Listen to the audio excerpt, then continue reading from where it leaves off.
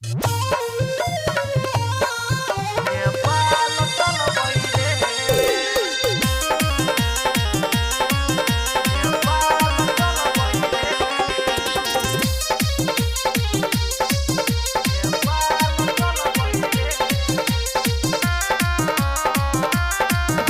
Recording studio कड़िहर। एलै नया साल एवरी कांड करबै रे। एलै नया साल एवरी कांड करबै रे। एहि बेर दारू पियोला मीता, एहि बेर दारू पियोला मीता नेपाल चलबै रे।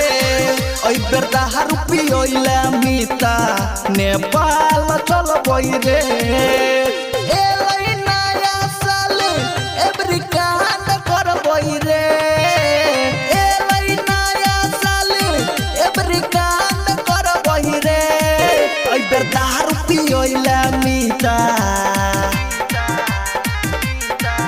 एहि बेर दारू पियोला मीता नेपाल चलबै रे। एहि बेर दारू पियोला मीता नेपाल चलबै रे।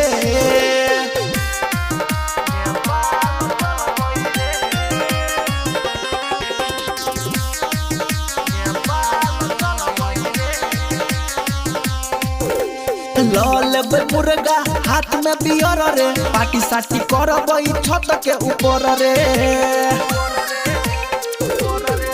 लेबै मुर्गा हाथ में बियर रे। पार्टी साटी करबै छत के ऊपर रे।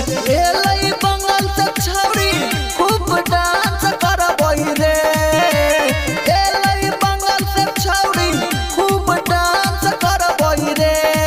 एहि बेर दारू पियोला मीता, एहि बेर दारू पियोला मीता नेपाल चलबै रे। एहि बेर दारू पियोला मीता नेपाल चलबै रे।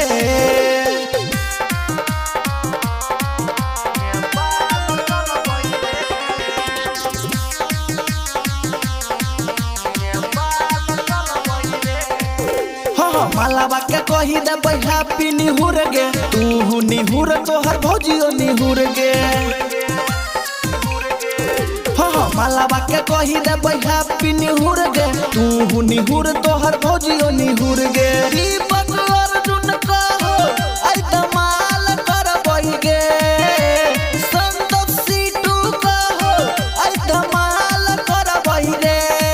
एहि बेर दारू पियोला मीता, एहि बेर दारू पियोला मीता नेपाल चलबै रे। एहि बेर दारू पियोला मीता नेपाल चलबै रे।